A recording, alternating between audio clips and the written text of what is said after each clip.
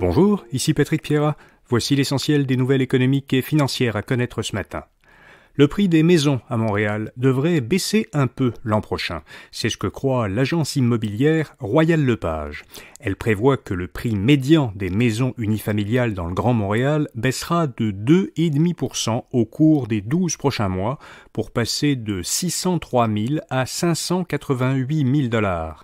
Les copropriétés coûteront elles aussi un peu moins cher. Leur prix médian passerait de 428 000 à 421 000 $, soit une baisse d'1,5%. Tout type de logement confondu, la baisse moyenne des prix serait donc de 2% à Montréal. Mais cette baisse se fera sentir surtout dans la première moitié de l'année, davantage que ce que le pourcentage annuel de moins 2% laisserait penser.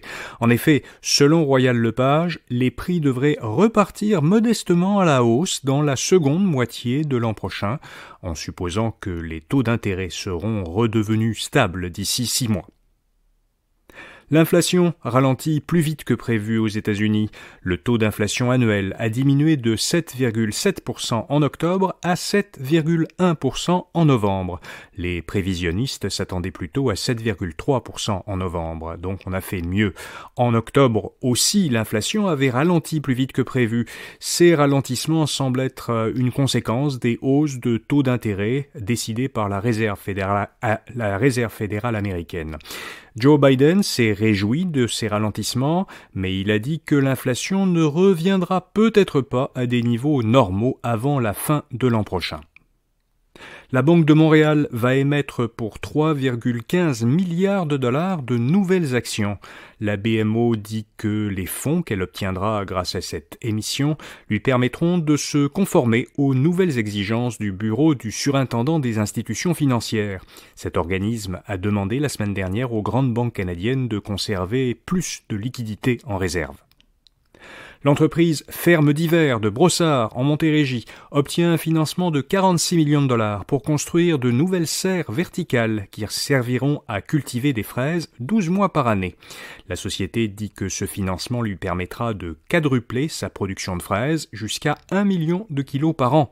Le gouvernement du Québec, Investissement Québec et Desjardins participent au financement.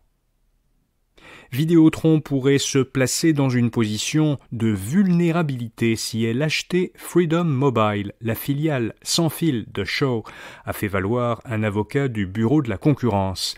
Il a expliqué au tribunal de la concurrence qu'en achetant Freedom, Vidéotron deviendrait trop dépendant des infrastructures de Rogers.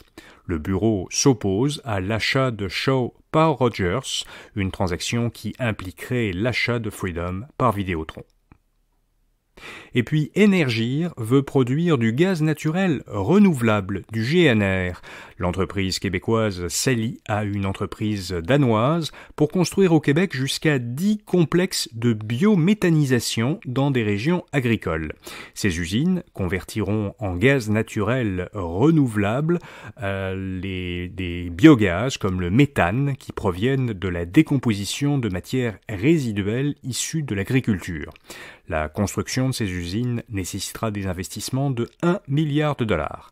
À terme, ces complexes pourraient produire jusqu'à 200 millions de mètres cubes de GNR par année, soit le tiers de la cible de production visée pour 2030 par le gouvernement. Énergir soutient que les 10 futures usines permettront, en remplaçant le gaz naturel traditionnel par du GNR, de réduire en émissions de CO2 l'équivalent de 100 000 voitures à essence. Voilà, vous savez l'essentiel. Rendez-vous demain matin pour un autre bulletin de nouvelles Info Bref Affaires. Bonne journée.